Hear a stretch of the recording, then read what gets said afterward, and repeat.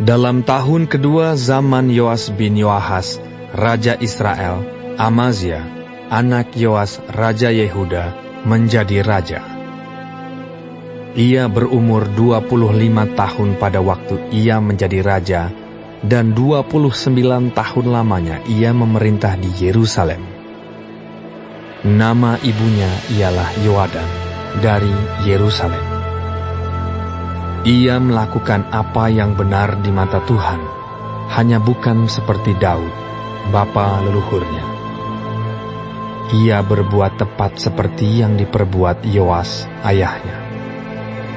Namun demikian, bukit-bukit pengorbanan tidaklah dijauhkan.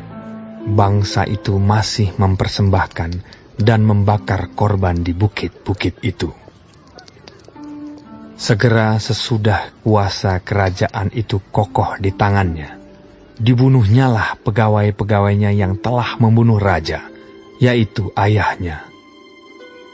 Tetapi anak-anak para pembunuh itu tidak dihukum mati olehnya, seperti yang tertulis dalam kitab Taurat Musa, di mana Tuhan telah memberi perintah. Janganlah ayah dihukum mati karena anaknya. Janganlah juga anak dihukum mati karena ayahnya. Melainkan setiap orang harus dihukum mati karena dosanya sendiri. Ia mengalahkan Edom di lembah Asin, 10.000 orang banyaknya, dan merebut Sela dalam peperangan itu. Lalu dinamainyalah kota itu Yokteel. Begitulah sampai hari ini. Pada waktu itu, Amazia menyuruh utusan kepada Yoas bin Yoahas bin Yehu, Raja Israel, mengatakan, "Mari kita mengadu tenaga."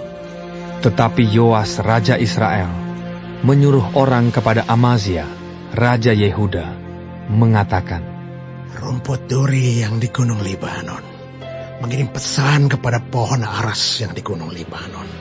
Bunyinya, berikanlah anakmu perempuan kepada anakku laki-laki menjadi istrinya.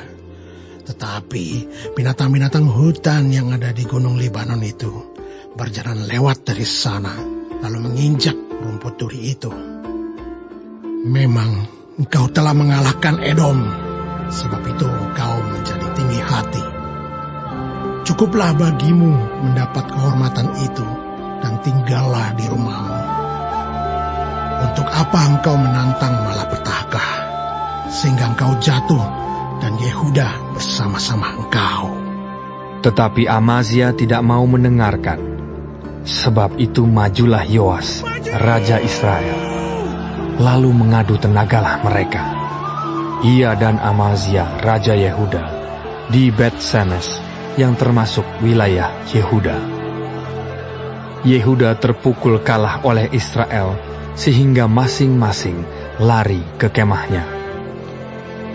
Yoas, Raja Israel, menangkap Amazia, Raja Yehuda, anak Yoas bin Ahazia, di Bet-Semes. Lalu Yoas masuk ke Yerusalem dan membongkar tembok Yerusalem dari pintu gerbang Efraim sampai ke pintu gerbang sudut, 400 hasta panjangnya. Sesudah itu, ia mengambil segala emas dan perak dan segala perkakas yang terdapat dalam rumah Tuhan dan dalam perbendaharaan istana raja, juga orang-orang sandera. Kemudian pulanglah ia ke Samaria. Selebihnya dari riwayat Yoas, apa yang dilakukannya dan kepahlawanannya, dan bagaimana ia berperang melawan Amazia, Raja Yehuda, bukankah semuanya itu tertulis dalam kitab sejarah raja-raja Israel? Kemudian Yoas mendapat perhentian bersama-sama dengan nenek moyangnya, dan ia dikuburkan di Samaria, di samping raja-raja Israel. Maka Yerobeam anaknya menjadi raja menggantikan dia.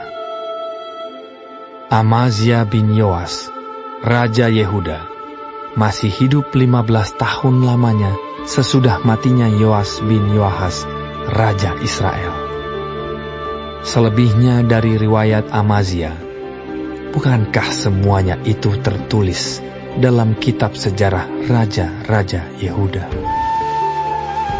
Di Yerusalem orang mengadakan persepakatan melawan dia. Sebab itu larilah ia ke Lakis.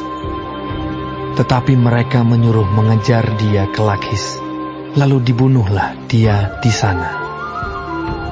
Diangkutlah dia dengan kuda, lalu dikuburkan di Yerusalem di samping nenek moyangnya di kota Daud. Segenap bangsa Yehuda mengambil Azaria, yang masih berumur 16 tahun, dan mengangkat dia menjadi raja menggantikan ayahnya Amazia. Ia memperkuat Elat dan mengembalikannya kepada Yehuda, sesudah raja mendapat perhentian bersama-sama dengan nenek moyangnya. Dalam tahun ke-15 zaman Amazia bin Yoas, Raja Yehuda, Yerobeam, anak Yoas, Raja Israel, menjadi raja di Samaria. Ia memerintah 41 tahun lamanya. Ia melakukan apa yang jahat di mata Tuhan. Ia tidak menjauh dari segala dosa Yerobeam bin Nebat yang mengakibatkan orang Israel berdosa pula.